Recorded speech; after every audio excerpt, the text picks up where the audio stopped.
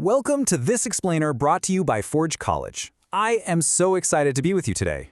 In our last session, we were busy tackling validation techniques and input sanitation over on Solana, but today, we're pivoting. We are jumping right into our Deploying Smart Contracts to Testnets module, which is part of the Practical Solidity Project's Hello World Revisited track, to draft your master blueprint for secure Ethereum deployments. We're talking about configuring test environments and managing artifacts. Now, I know it might sound like a bunch of paperwork, but trust me, this is the absolute armor you need to survive out in Web3. Seriously, just think about it for a quick second. Where is your private key right now? If your answer involves, a hard-coded string sitting directly in your deployment script, or maybe just hanging out in a plain text file on your desktop, well, consider this explainer your essential adventuring gear before heading into the treacherous wilds of public testnets. Leaving a key in your code is literally like taping your house key to the front door with a sticky note that says, "Welcome, please come on in and rob me." So let's dive into our master schematic for today's quest. We're going to break down exactly how to protect your credentials and never ever lose track of a deployed contract. We'll hit the deployment danger zone, hiding secrets with dotenv, hardening your Hardhat setups, exporting your artifacts, verifying the JSON blueprints, and finally, we'll wrap up with a secure deployment checklist. Let's step right into Section 1, the Deployment Danger Zone. Basically, taping your house key to the front door. You see, embedding your private keys where your network URLs directly into your scripts might seem like the easiest path when you're just building locally, but on a live testnet, it's basically broadcasting your diary on a giant billboard. Malicious bots scrape public repositories in fractions of a second, just hunting for hard-coded keys. In a bad deployment, you end up with exposed keys, lost contract addresses, and non-reproducible bytecode. It's a total mess. But the gold standard we're aiming for, hidden keys, secure environment variables, and clean, saved JSON artifacts. Which brings us perfectly to Section 2, hiding secrets with dotenv. Think of it as your invisibility cloak for credentials. To fix that whole hard coding problem, we use this tiny, brilliant node package called dotenv. But before we actually set it up, let's define what we're creating here. An environment variable is essentially a secret, hidden, safe on your computer. You might label them something like RPC_URL to connect to the blockchain or private key to authorize transactions. Just think of it as a highly secure vault that only your local machine can open. Your code just asks the vault for the secret rather than holding the secret itself. So how does this actually build out in practice? It's shockingly simple, honestly.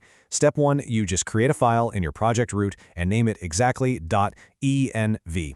Step 2, you add your endpoints and keys inside that file. And step 3, and listen, this is the absolutely critical part, you immediately tell Git to ignore it by adding .env to your .gitignore file. If you skip step 3, well, the invisibility cloak drops entirely and you're exposed. I really want to put this in giant neon letters for you. Never commit raw keys. If there is just one single rule you remember from all our Forge College learning tracks, please let it be this one. Write it on a sticky note, stick it on your monitor, tell your dog, just never ever commit raw keys to version control. All right, moving into Section 3, hardening Hardhat configurations. Time to rewire the control panel. So right now, Hardhat has absolutely no idea your secret .env file even exists. We have to wire them together. And we do that by adding one single, somewhat magical line to the very top of your hardhat.config.js file, require.env.config. By doing this, you're loading all those hidden variables directly into the process environment. Now your scripts can safely call your key without ever exposing the raw numbers. Pretty neat, right? But hardening your setup isn't just about hiding keys. It's also about making your whole environment predictable. You really need to pin your compiler version, say to 0.8.17, so your project doesn't just randomly break if a new compiler drops out of nowhere. You'll also want to enable the optimizer so your bytecode is totally reproducible, and of course, you map your Sepolia testnet URL and your accounts to those shiny new process.env variables. By pinning your compiler settings and linking the network parameters to your new vault, you're making sure your project is reproducible, secure, and totally rock solid. That brings us to Section 4. Exporting your artifacts. Basically, creating the indestructible map.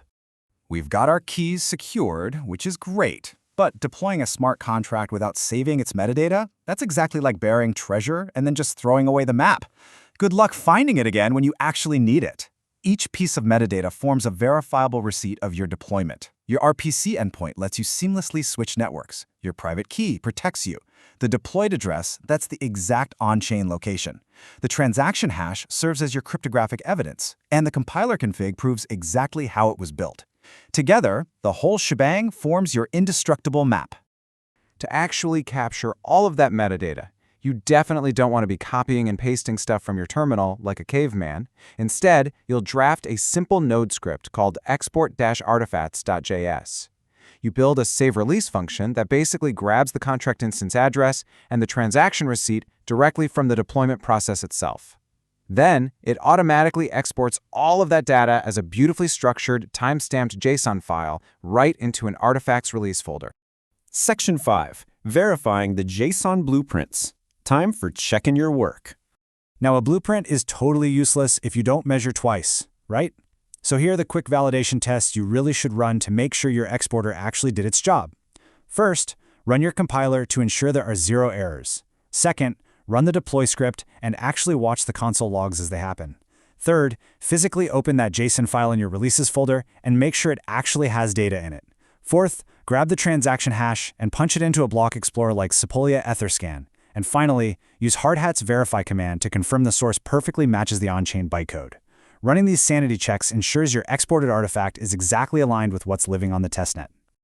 The really crucial point here is that this traceability is what separates the amateurs from the true professionals. Capturing these values means you, or maybe a teammate, can cleanly audit this exact contract months down the road. You won't be sitting there guessing what version of the compiler you used, or trying to remember what constructor arguments you passed in. The JSON file remembers literally everything for you. Which brings us to our final section, Section 6, the Secure Deployment Checklist, getting you ready for the wilds.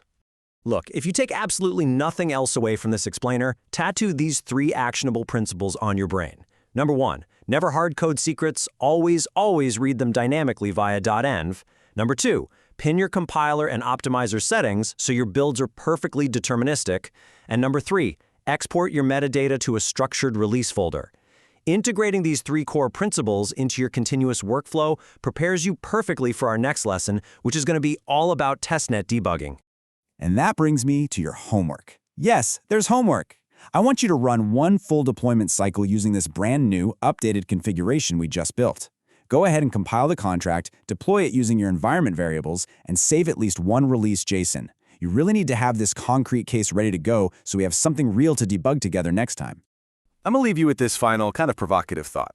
What happens if you need to redeploy a critical smart contract 6 months from now, but your original laptop has been completely wiped?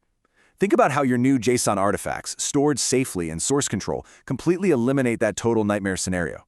You'll just pull down the repo, spin up the environment, and boom, you're back in business.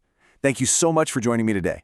Be sure to visit forge.college to continue your Web3 quests and dive deeper into topics just like this. See you in the next one.